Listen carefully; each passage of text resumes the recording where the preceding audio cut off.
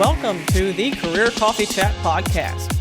I'm your host, Aaron Urban, certified career strategist and executive coach, removing career roadblocks so you can achieve more impact, influence, and income. Today we are answering the question, can you live big without the big burnout? Over the past couple of weeks, I've spoken with multiple in-person conferences. Yes, in-person conferences. Woohoo! And the feedback has been very strong that people are just frankly tired. Okay, people are tired. Thanks to over 2 years actually, of living in constant compounding change and uncertainty, people are massively stressed. And over half the people I've spoken with in just the past 2 weeks, for example, have expressed a concern about burnout, exhaustion, etc. Now, everyone I've met, by the way, has shared their desire for peace and finding balance again. That has been a big topic overall for every single person that I've spoken with. So if you're interested in finding your balance and achieving your goals without sacrificing your well-being, come on in, join us for a great conversation.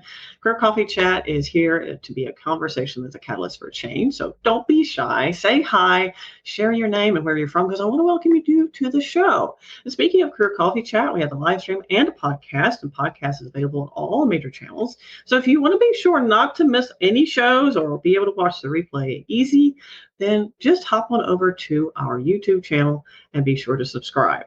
And if you've never seen my smiling face before, I'm your host, Aaron Urban. I'm a certified executive leadership coach. I help people in the workplace find well-being and happiness, basically, and thrive in their zone of genius. It should be fancier, some sort of branding statement, but that's truth. I help people find happiness and live their best work in their life. But speaking of work and life, the paradigm is shifting. So what worked to achieve goals 2+ years ago really not necessarily the way to yield the same results today. My guest today, Lisa, will share with you how you can effectively position yourself to thrive through change. You don't have to fake it till you make it. We will share what really works for you to seek success both personally and professionally. So living big without the big burnout. Now, more about Lisa. She is an executive life and leadership coach. She's a master certified coach, by the way, to big-hearted, high achievers who crave extraordinary lives, and impact without the exhaustion. As an elite coach, she brings deep insights, practical tactics, and masterful partnerships to enact transformative life and business changes. She's also an ICF mentor coach, speaker, and author of Success in Any Season, and a founder of LP Coaching and Consulting. So I want to give a big, warm welcome to Lisa. How are you doing today? I'm so good. And I assume that you're also good after 2 weeks of in-person conferences. You didn't tell me that. That's amazing. Yes, it was so much fun. I'm not kidding you. It was so much fun. I think people are ready. They're ready. They're craving that in-person contact. So as those of you out there are tuning into the live show, as you hop onto the live show, don't be shy. Say hi. Say where you're from. I want to welcome you to the show. And let me know, if you're kind of ready. Now, I've heard, different perspectives on this, to be fair. There are a lot of people who are like, oh, I don't know, this COVID thing isn't done yet. There's a lot of fear around that. I get it. I totally get it, because I recently had the recent strain and I don't recommend it. It's not a great weight loss program. And it's not much fun. But it did give me the antibodies to go to a conference in confidence, if you will. So it was wonderful, because one of the conferences I was at had over 1,000 people, and the other one had almost 600 people. It's almost 700 people. So it was fantastic just to see people again and just chat in person, because there's an energy there that cannot be replaced necessarily by virtual environments. So I completely agree. And if you're still feeling a little edgy around in-person events, there's tons of virtual events out there, lots and lots of conferences. And I think that that's going to be a large part of what we see in the future for entrepreneurship, for getting together, is there's going to be a lot of hybrid conversations, a lot of hybrid situations, and we'll have options instead of in person or nothing. So Right, I'm exactly. grateful There'll be a for lot them. more options. And what's interesting, before 2020, that wasn't even really something. I mean, people were talking about it, but they weren't really serious. They were Mhm. still doing the in-person event, and there's nothing wrong with that. But for some Mhm. people, let's just say more practically, they have to drive hours and hours and hours. And it also, I feel like, shackles people who don't necessarily want to embrace the urban living environment, kind Mhm. of shackles them to that way of living. And maybe that's Mhm. not how they want to raise their kids or have their families. And the new way of being, I call myself a little bit of a futurist, workplace and life, to be honest, futurist. It's just a very different, a very freeing. It's almost like we have more freedom now than Mhm. ever. Mhm. More opportunities, more options. Hmm. But Hmm. I think what you said was really important, that people are craving more interaction. Yes. And I always go back to this quote that loneliness is actually the number one cause of burnout. HBR did a big Yes. study, I want to say back in 2013, on workplace burnout. And they found actually that the number one cause for it is disconnection, Hmm. loneliness, isolation, not being connected to other people, not being connected to meaningful work, just being Yeah. isolated and in a silo. So of Absolutely. course people are feeling burned out from the pandemic because there's layers upon layers of Burnout. isolation and disconnect, Yes. Absolutely. especially for entrepreneurs, Oh yeah. even more so. Well, my phone is talking to me. My phone thinks I'm talking to it. She thinks you're lonely. I know. Oh, I can answer that question. Oh, thank you, but I didn't want you to, because you don't know about burnout. We are talking about it. Well, that's very interesting because, I have been doing obviously a lot of research, and I'm a little bit of a nerd. So those of you who ever seen my smiling face before, or watched or listened to the Career Coffee Chat podcast or live show, know that I'm a bit of a. I like to study. I like to know, what's the why here, because chances are whatever the why is will help you understand how to alter the future that you want, not Mm-hmm. just necessarily respond to stimuli. I mean, amoebas can respond to stimuli. Mm-hmm. We're very complex and advanced creatures. Not that amoebas are bad. I'm not knocking the amoebas. So let's not have an amoeba hate, group outside my window or something. I can see it now. These little dudes marching around with their little signs. I'm kidding. It's amazing. Great visual. She's like, "What? You can't even see those." Anyway, I digress. But I've been studying. What are some of the impacts of what we've been experiencing, particularly when it comes to how we're feeling, how we're responding. And so when we first went into isolation in 2020, I was like, okay, what are the impacts of long-term isolation? Because we have research. We researched this. So Lisa, you're smart and you probably know some of these answers. What do you think are the top things that took a big hit when a human being is isolated from other humans? Ooh. Well, I'm on the edge of my seat waiting for your response, but I'd say that the first thing that took a hit is our relationships, is our ability to be with other people. There's no denying that there is a biological energy that gets passed back and forth when we're in person. I mean, there's research on research that's done around body language and interaction and quantum physics Mm-hmm. in the interaction of two people. And actually, the Nagoski twins, who wrote the book Burnout, talk about this constantly, that a big contributor of burnout is not having sourcing relationships around you, not being able to be in person. Right. And so I keep going back to that. When people are burned out, well, how are your relationships? How are you getting poured into? Are you just being poured out? And for women, it's 3 times as bad as men, because we're biologically hardwired to be givers, human givers instead of human beings, they call it in their book.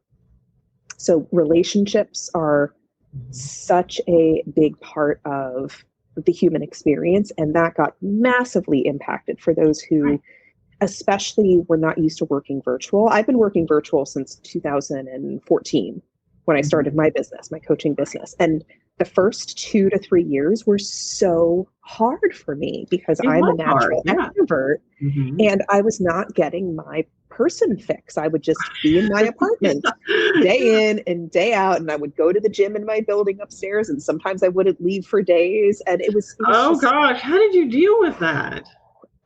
a lot of crying, a lot of support from my coach and my team. And I was teaching at the time, but I was teaching virtually most of the month, and then I would meet up in person to train the coach training program.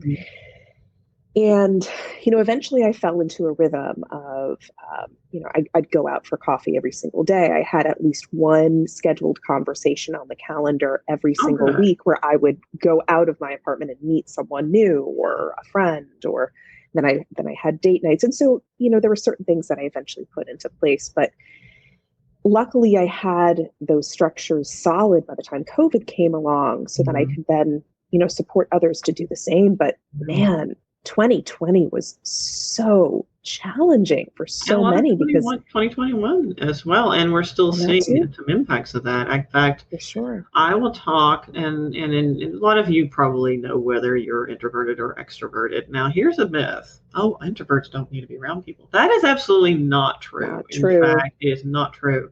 So you mentioned relationships are the big thing that took the hit. Yes, and then what does that do? So isolation is literally the inability to be around other human beings. And why is that important? Yes, because one, it doesn't trigger the same chemical release in the brain. So all the hormones that keep us happy, nope, not happening. And that's one reason why speaking in person is so awesome, because I love doing virtual speaking events. I do them all the time. Hey, this is one right here. However, it takes a lot more energy. And two, you don't get that same synergy, that the same chemicals aren't being released by your brain. It's very fundamental. Not dopamine, because that's an addictive one, and that's what you get when you achieve things, but oxytocin. That's a big one. That's released like when you hug people. Lots of oxytocin. I mean, if you really want to get a big boost of happiness, just go hug somebody. Now, I don't recommend walking up to a random stranger and hugging them, because right now they might freak out. Okay. But it is true. So those things aren't being released. So what does that do? Well, one of the biggest things that takes a hit with isolation, self-imposed or otherwise, is neuroplasticity. So that's our ability to accept and form new ideas and concepts and ways of being. We become more fixed. And that leads to enhanced tribalism. So that is basically a perspective by which we become more narrowly focused on this perception or this preference of being, or preference to see other people be a certain way. And you're seeing that. I mean, it was pre-pandemic, obviously, was happening a lot, but like political battles. I mean, I've seen people, 50 years of friendship, because of just something simple. Another thing that took a big hit, emotional intelligence declined. It'll decline between 25-30%. I would say probably a lot more than that, but I don't have the research on that, but research says between 25 and 30%. So people are less likely to respond positively or with resilience or in a balanced way to stimuli. So you're seeing a lot of people much more sensitive right now, right? So why? Why is that? Well, one, they're burned out, so they don't have the capacity for more. Does that make sense? And their ability to respond has been literally damaged. It's not permanent. It comes back. And just being aware of these things is really important when we're starting to get back together and we're starting to figure out what's the best path for us moving into the future. Just know we're coming out of a more disadvantaged position as a human being. So yay! So that's one reason why it's important to be, get your bubble, get your friends, go out there, talk from a distance. I don't care. Talk to people, get around people, get outside, get sunshine, get exercise, get some nature therapy, get a hobby, be active, because being in a enclosed space is literally damaging for you as a human. Literally. And I think that it's so easy for us to be creatures of habit. Mm-hmm. We don't understand that it takes a certain amount of effort and acceleration energy to get out of that habit too. So when we think about, oh, just go outside, just, hug a tree, hug a person, pick up a new hobby, our brains actually disconnect from the work that it takes in order to do that. And if we're not embracing that gradient of change, this idea that, hey, you have to go outside your comfort zone a little bit. You have to, do a little bit of work to research the hobby, to then go take a class, to then et cetera, et cetera. If you're not aware that it takes just a little bit of effort to do that, then you will actually fall into the path of least resistance instead and just keep doing the same things that you're doing, which is why it is so important to have a coach, to have a spouse, to have a partner, to have someone challenging you and going, did you do that thing? Did you actually do that thing? What would be sufficient to your resistance in going out and doing that thing that's actually the thing that you want? And I think that coaching in general is such a powerful industry because it's been filling this niche that mentorship was just not cutting it. Right.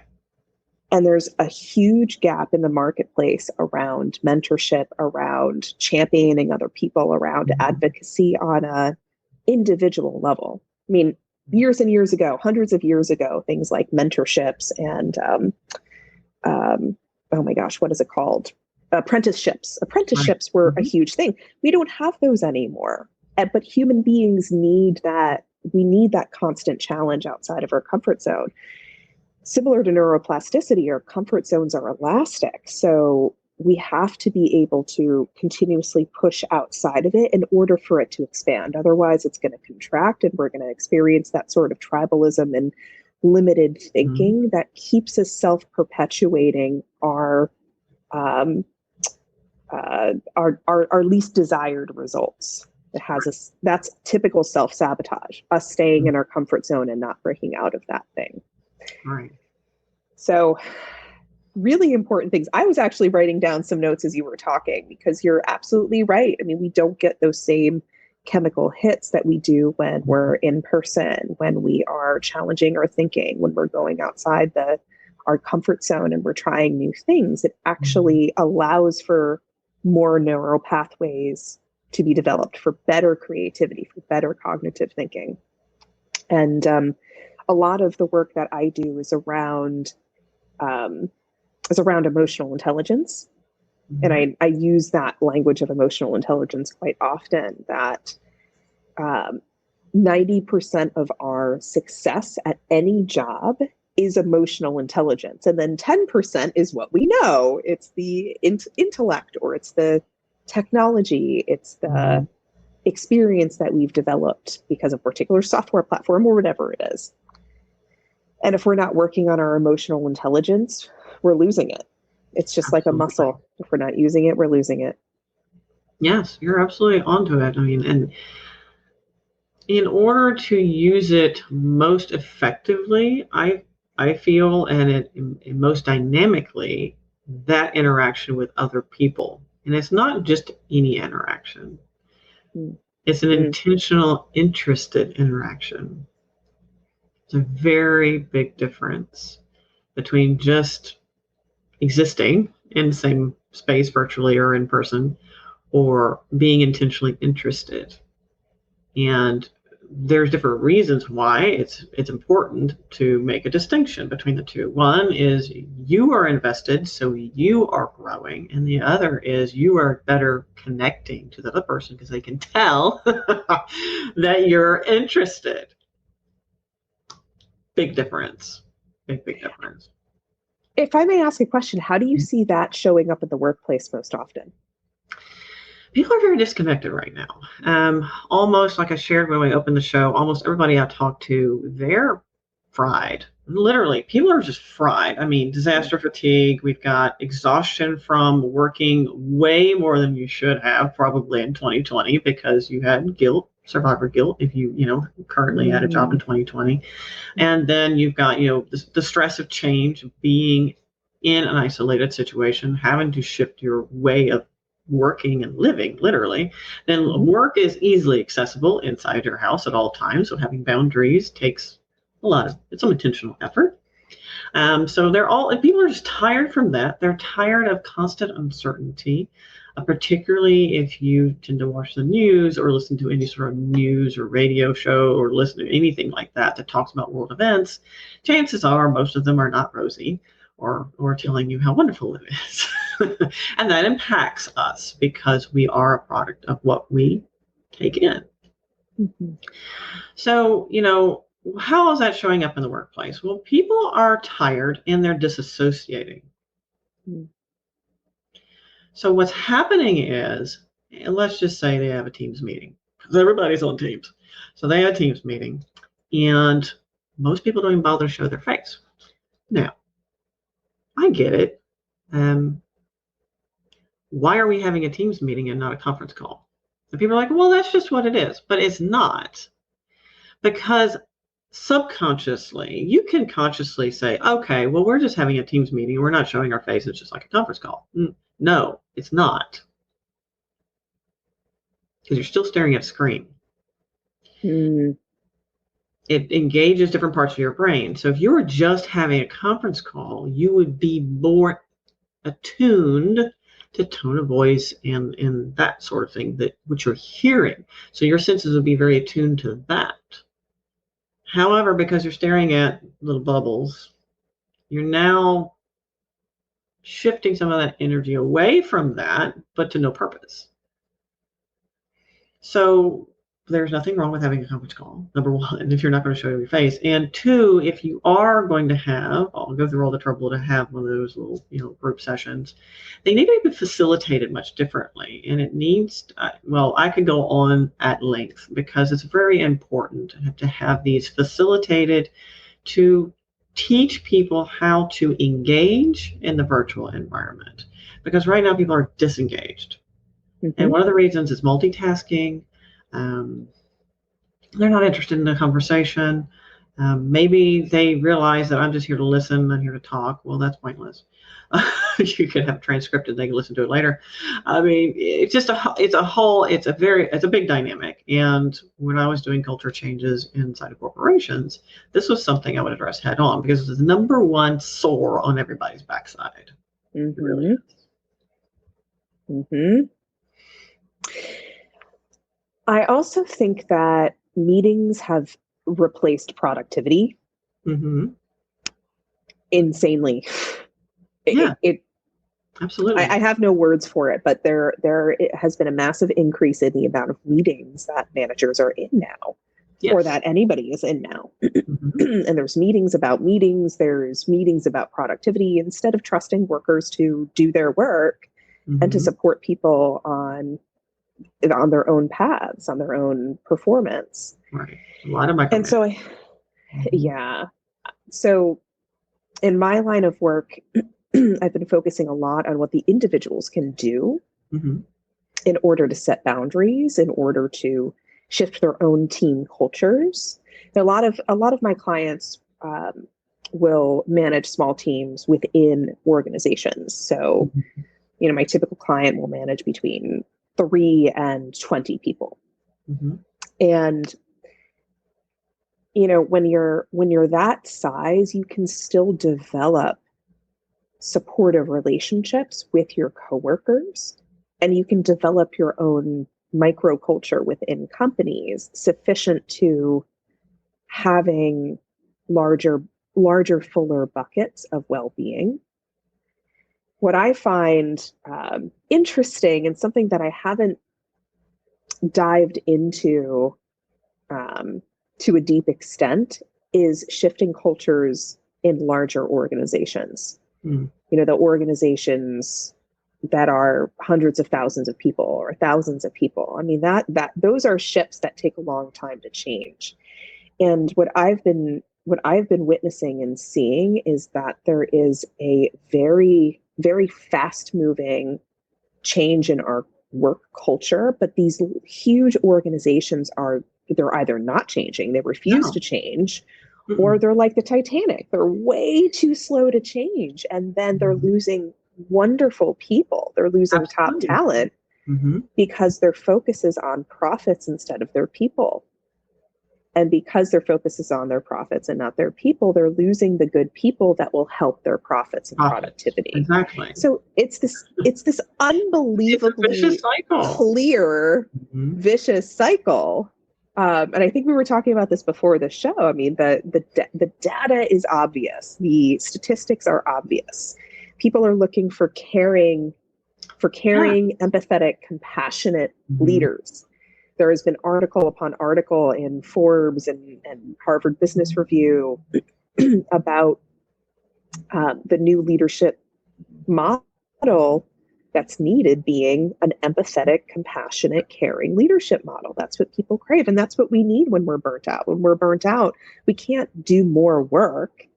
We actually need more boundaries. We need more caring. We need someone to pipe up and say, hey, I got you. I see you. You're doing great work. What do you need right now?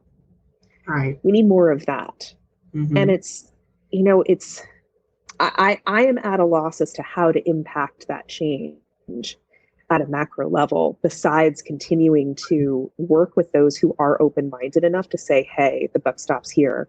I want to change this for me and my team. But kudos to people who are going into the Microsofts and the Googles and the Facebooks and the LinkedIns and going, hey, let's change some shit up, guys. Oh, I'm sorry. That's okay. That's okay. We're not that PC here. So it's interesting. You brought up a good point. You're like, how do you change larger organizations? Because, and I would argue also not argue, but also share that we're seeing. I'm backing up. I'm giving you a why. That's what I do. I do that. So and then I talk too much, but so just the right amount. It's the right amount for this, but sometimes it can be much. So the why are we seeing? Well, one, yes, big corporations have a lot of processes. They're embedded, really.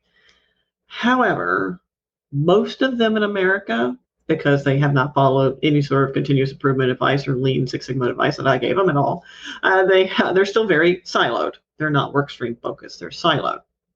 So you can't actually affect change on one business unit. So just think of it like at a smaller. You're not trying to eat the whole elephant. You're just saying, okay, well, this business line we can impact change on. And then the beautiful thing about that is when that business line starts seeing dramatic results and starts reporting out how awesome they're doing at the executive level, because that will happen, particularly with the consultant's encouragement. Then other executives are like, oh, I don't look so good. Maybe I need to see what they're doing over there if they're smart. And hopefully they are at that level. So that's one way to do it. But I will also say that even with smaller organizations, we're seeing a reluctance to change. And sometimes what I call the rubber band effect, people are snapping back to the way it used to be because their capacity for change is, they don't have it. They literally don't have it. So our human physical being is not built, and our brains aren't built to handle this much stress for this long. We're built to run away from the saber-tooth tiger. Fight or flight, short-term stress. Great, we got that. However, if it's prolonged, we just simply don't have the tools to handle it. So what we're seeing right now, and that's a main contributor to burnout, is because it's not just at the professional level, it's life, it's holistically, like everything is different. And there's too much. It's just too much. So the response to that is, I'm not doing anything. People are checking out. They're disconnecting. They don't want, they can't accept more. Does that make sense? Yeah. So what do we do with that? That's really the question. That's $1 million question. Okay, so we know our cup is full and we can't add any more in. So what do we do? Yeah. And what you're speaking to is also a traumatizing effect. It's what happens when people experience trauma. It's too much, too fast, too soon, or for too long. Those are the four different markers of trauma being created. And trauma isn't an event. It's how we react to the event that then reprograms our neural pathways to then respond in a stressed way to a particular thing. And then it stays that way. That groove gets even deeper and deeper. And it's not, what we're experiencing isn't just burnout, it is trauma. And I think that most companies are also not built to understand or handle trauma within their workforce, because we've never experienced this before. We've never experienced this much stress and this much prolonged stress on a macro culture level, at least in my lifetime, certainly before this, I'm sure. But I think that companies need to not only develop that awareness of what's happening, of what's causing burnout, but they also need to develop some tools and benefits to support their people during that. And again, there's so much information out there on what you can do, but I think companies need to stop looking at this at a individual worker problem level, and need to look at this as a cultural change issue. It's systemic. It's even beyond culture. It's global. I mean, it's as a race, our lives will never be the same. Full stop. Yeah, that's true. And being able to offer things like coaching, like, more flexible days off, more time to do your work, more ability to connect with your coworkers instead of just, heads down, more performance. Right. There has to be an interruption to the hustle culture as part of the problem. And there has to be a lot more support around the benefits for individual workers within larger organizations, not as a replacement for them then doing more, right? But as a new foundation for our performance. Yeah, and leaders, I'll be very honest in saying that while executive coaching has predominantly been withheld to the executive ranks, it's the worst thing they could do. And I'm not saying executives don't need coaching. What I am saying is they're ignoring the leadership ranks who are most directly and immediately impactful to their bottom line, if they want to look at it like that, because it's your middle managers, it's your first line supervisors, and those are the ones that need the coaching. What they do, if you're lucky, is they get a training session. Well, we know that no one gets significantly better or see any significant change from a coach or from a training or a workshop. That just doesn't happen, if they even get that. But most of them don't even get that. They just really don't get anything. I mean, oh, you're a great individual performer. Here you go. So they lose a great individual contributor and gain a bad manager. Not always, to be fair, but that does happen quite often. And these people are floundering. They're overwhelmed because they get everything. They get it from the top, do more, or, we're not performing, whatever. And then they're dealing with massive attrition. They're dealing with people. Oftentimes these individual contributors don't have people training. That's what you're doing. You're a leader now. You need to be an expert of people. Don't get into people training. So it's a big struggle. And by the way, now you also have to be a trauma therapist and completely reinvent your way of thinking what leadership is. And it's a lot for people to consume. So having some guidance is really non-negotiable. If you want to be successful, it's non-negotiable. And there's tons of tools and guidance out there, but it's so important to give these individual coaching so they will know how to navigate compounding change, how to deal with the fact that their cups are, running over. I mean, they just can't handle it. They don't have capacity for more. So what do we do? Typically, as humans, we tend to complicate things. We just add on more. I have a great idea. So if you're wanting to achieve big things, not the big burnout, create a stop doing list. Mm-hmm. That's my number one tip for you. Don't have a to-do list. Have a to-don't. Have a to-don't list. How about that? That is really important. Forget the to-do list. Have a to-don't list, because we do a lot of things that aren't adding value to our life. Mm-hmm. Yeah. Yeah. I call that a boundaries list. Yeah. What's your boundaries list? And Lisa, what do Yeah. you think? What else? What else? Well, I think that, especially nowadays, to live big with a burnout, we have to put our boundaries in first. Before we do anything, before we start our week, before we open up our email, we have to put our boundaries in. When am I taking breaks? When am I having blackout time in my calendar? When am I stopping work? What reminders do I have to put into place? And also, what's most important to us? So on your stop doing list, we also have to prune back what we are and are not doing. Instead of the more and more and more, I can just add this little thing.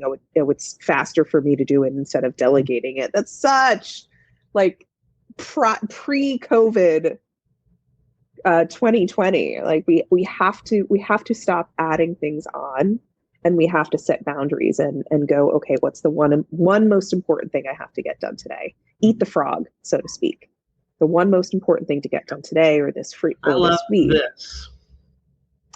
Post-it notes. I have Post-it notes all over the place. Only too. 3 items. I did an actual dynamic study on this. Now, those of you who are Lean Six Sigma black belts and know what I'm talking about when I say dynamic study, it's a statistical analysis of actual time, like how much significant things. Now, that's the only subjective item that's significant. How many significant things do you get completed in a day? Answer: 3. To now, probably 2. And that, being okay with that, high achievers. I'm a high achiever. Being okay with that. You're not a failure because you got 2 things done off your list. Don't add more. That's it. That's all you're going to do. Now, are you playing a game? Well, maybe, but you're also setting boundaries. Yes. We also need to identify who is helping us. Everyone needs support. Everyone. And back to what we were talking about at the beginning of the show, that sort of support and knowing someone's there for you adds energy back to you throughout the day. It has you feel like you belong. It has you feel like you're valued. It has you feel like someone's got your back. And so having a teammate, having a spouse, having a friend, having a coach, having a therapist, like whoever it is who has your back and can support you and say, what do you need, is so, so, so valuable. So make sure that you're also getting poured into just as much as you're pouring out, especially if you're in management or leadership and you're handling so many other things. I can't tell you how common it is, especially for women leaders, to be under-supported. And it's so uncomfortable for us to get more support and more support. We feel like we should have all the answers. We're the nurturers. We give. Yeah. And I would, for any of you out there that identify with being a woman leader, when's the last time you took something for you or did something for you? When was the last time you gave to yourself? To hear that, whether you're watching now or listening to the replay. Yeah. And then the third most important thing, I think, besides boundaries and partnership, is raising the floor. So when our ceilings get higher and our performance gets higher and our need to pour out or be with, or we're stressed out, like whatever that reason that our ceiling gets higher, we have to strengthen our floors even more. That's often what gets pushed back to the back burner. And this isn't about more stuff. This is about prioritization. It's about stronger foundations. It's about stronger sense of self. And even just looking at your relationship to self-care and self-love, even just by looking at it, our brains are yes machines. If we feed it something like, hey, how can I take care of myself better today? Your brain will automatically go to work doing that just by asking that question.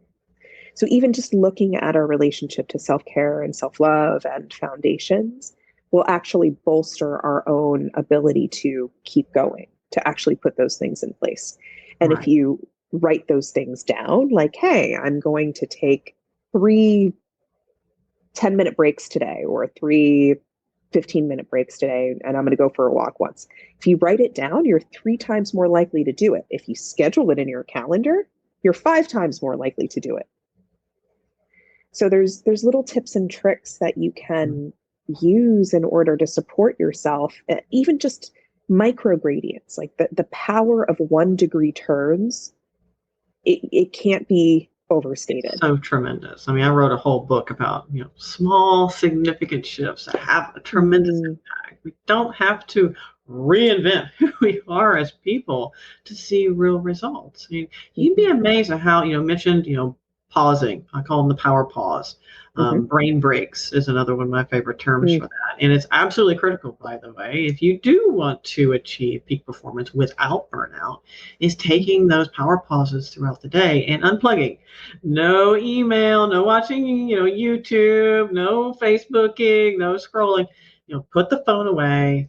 Do something that's a repetitive, non-cognitive function task. So you're getting off your task positive neural network and letting it refresh, because your brain uses glycogen, and it just can't just magically produce that. It has to have time to refresh, just like any muscle in your body. If you're using it, it gets tired. Absolutely. Same thing with your brain. So it needs to refresh those glycogen stores so it continue to think.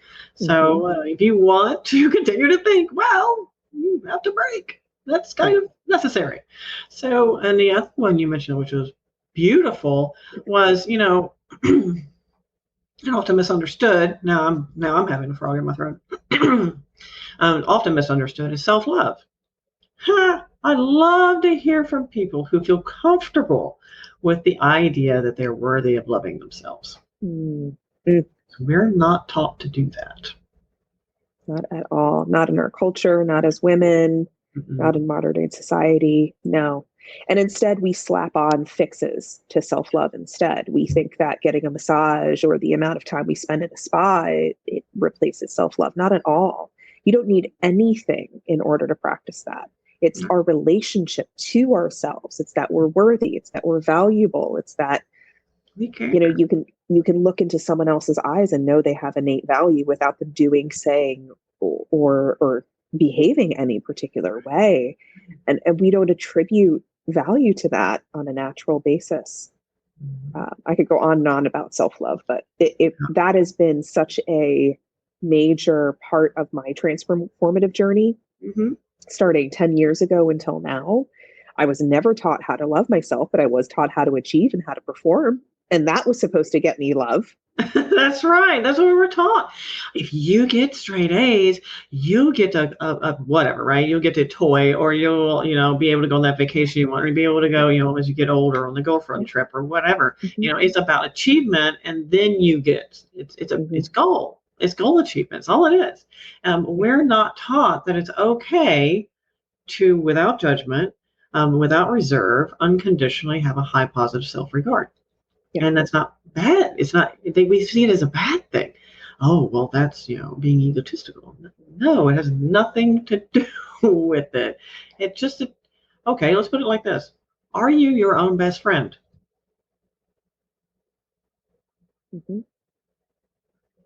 Just think about that.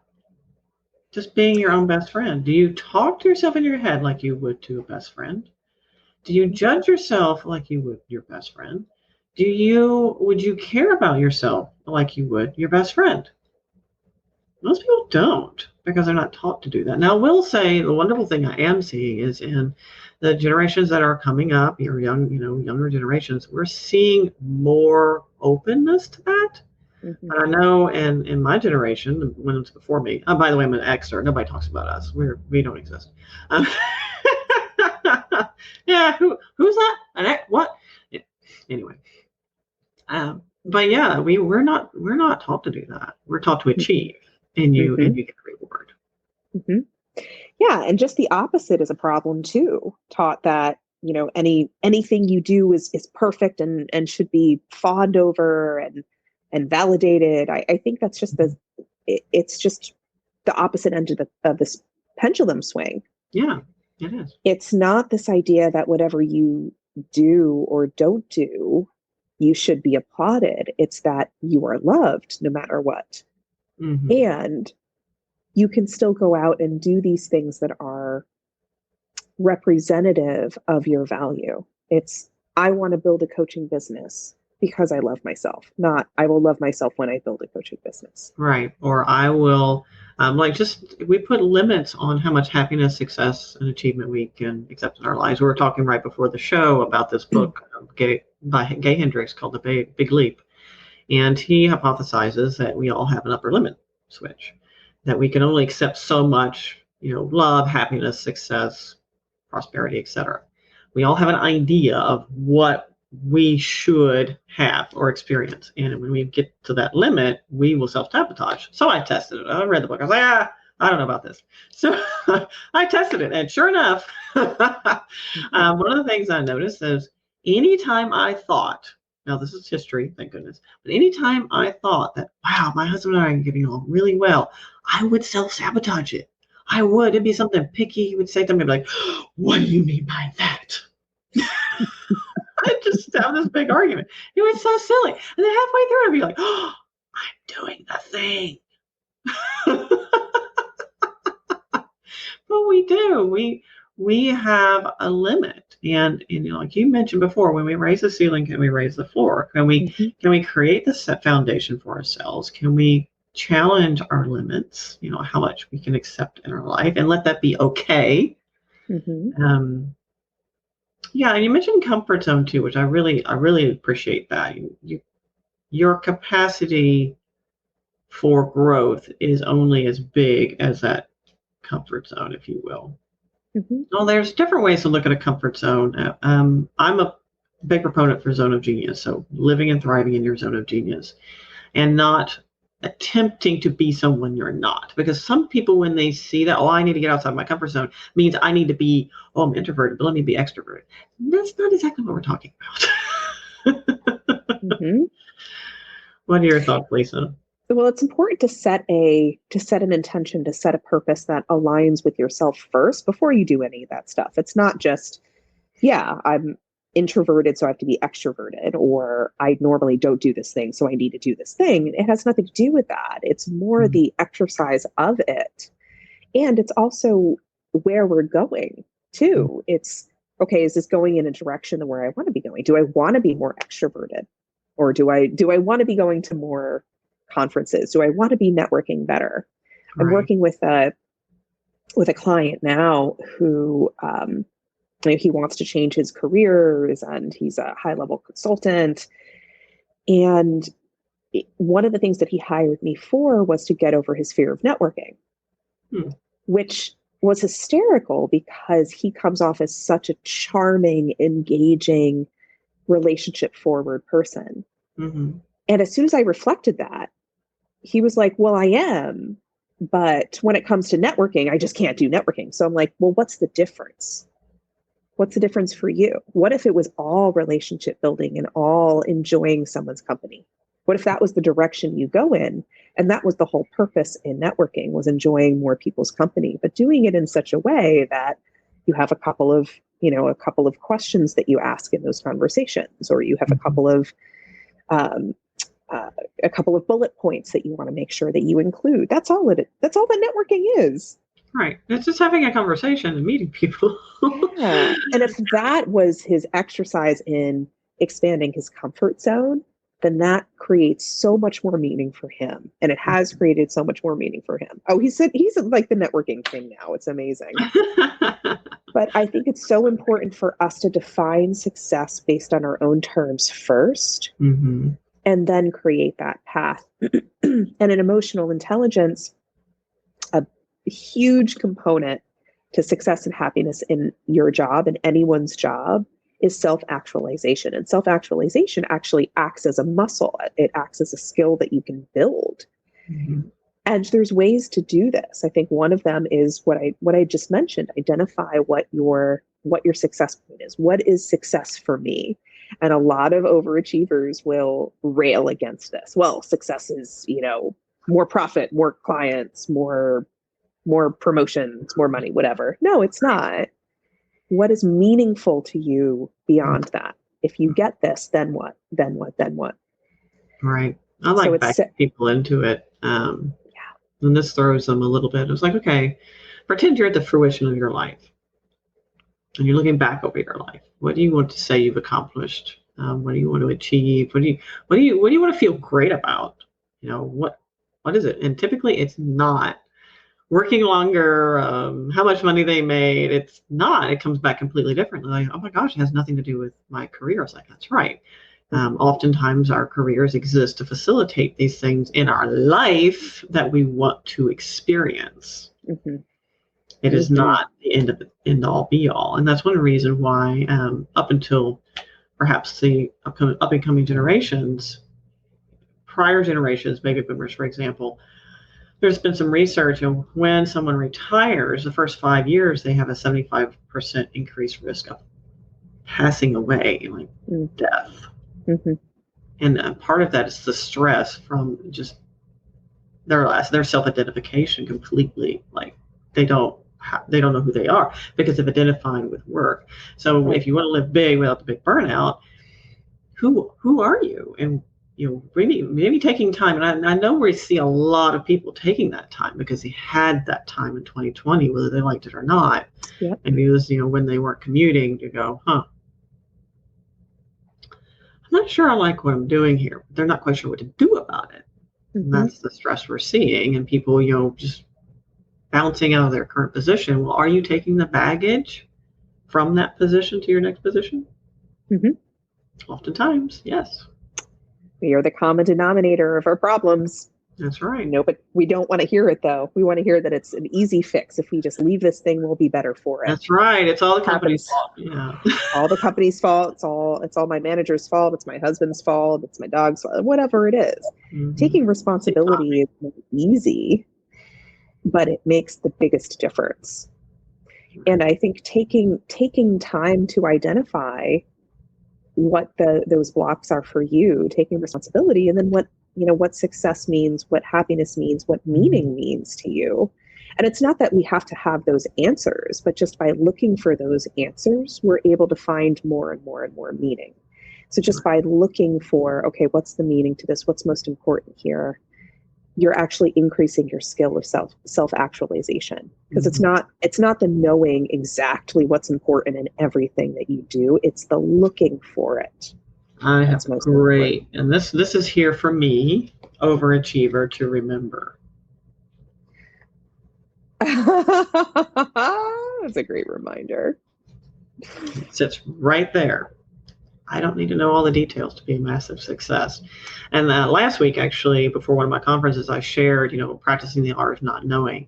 And one of my former clients is like, I want to know more about that. So this week, I promised that I would share more about that. So if you're interested, check out some of my posts, because I'll be sharing the art of not knowing and what it means and how it can be very freeing, because we've been trained since from a very young age to have the answers. And I think that also is a source of some stress, because so much is uncertain right now, and if we have to have all the answers, everything else is uncertain. So it's just like this all the time. It's not adding up. So that's a low level, I call a steady state, low level stress that's adding to the cup that we're just not able to manage. You don't have control over much, but you do have control over you. So if you can practice the art of, like, do I need to know the answer of this? Not.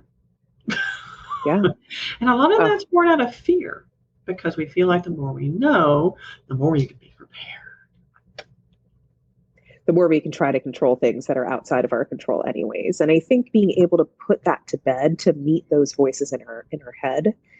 I'm a big proponent of parts work, of those who combine coaching and therapy. And in therapy, there's a subset called internal family systems, which is essentially parts work. You take a look at the different parts of yourself that are causing stress in that particular situation, and you have a conversation with it. Okay, what's the part of me that needs to control, that's really scared right now, that can't handle change?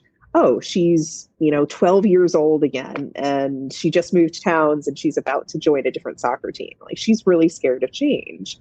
What does she need? She needs to know that she's safe. She needs to know that she's got the skills. She needs to know that adult Lisa's got her taken care of, for instance. Mm-hmm. And when we address those parts of ourselves, we then reduce the volume of stress because that part is no longer generating the stress in our subconscious, saying, hey, we don't know, we have to know. And instead, if we're able to, get our needs met, and I love the art of not knowing. If we're able to be curious instead, curious, interested, if we're able to look at, what if this could be a learning experience? What can I learn here? How can I grow here? Again, just by asking that question, you can be successful in that situation. I told you before we hopped on that I'm 6 months pregnant now, and this is my first child. I had no idea what I was doing. This was not an easy process for me and my husband by any stretch of the means. It took about 2.5 years to get to where we are now. And I really faced my need to know so many times. I wanted to know that there was a guarantee that things were going to work out, that I had some semblance of control. The art of surrender is another thing. Surrender is not easy. Not knowing, letting go of what we can't control, and then looking at what we can, which is basically our actions and our attitude. Those are the only two things that we can control. Right. It's an art form, especially for people who are used to performing at a high level. And even planning, small actions. And having the plan of a 3 to 5, which is actually really unproductive, by the way. Living your life in increments of 3 to 5 years is not the way forward. I always recommend to have that true north, and it doesn't have to be, oh my gosh, I have to do this thing, and can never change. That's not the point. Like you have a upcoming completely life-altering, beautiful change getting ready to happen, and your life will never be the same. It'll be wonderful after this, sleeping, pooping, crying stage, but which ends at about 16 years old. Yeah, it's debatable. You're a coach, you got this.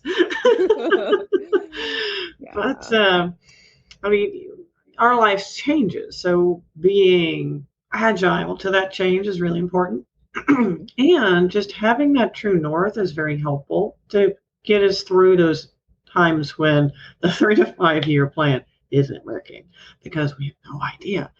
And I'm not sure if I attach the words, the art of not knowing. It sounds cool. I like the words you use, surrender. And that's super uncomfortable to a lot of people. When you hear the word surrender, most people are like, what? I'm not giving up. I'm not surrendering.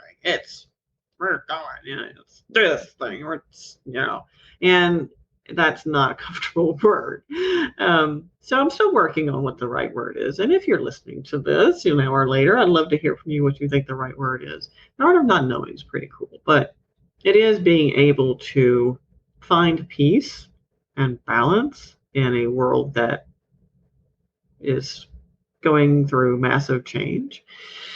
So we could keep talking at some length. And I know that we're running way near the end of our time together. It's been such a pleasure talking with you, Lisa. It's been such a pleasure sharing ideas and collaborating on how to live big without big burnout. We have tons, obviously, of ideas. But when it comes right down to it, and let me know, Lisa, what you think, it's really not about complexity. You're living big without the big burnout. It's truly about simplifying the life. It's about being able to let things go and free yourself in the process. And you mentioned that you started your journey a couple of years ago as far as self-love and self-respect or positive self-regard.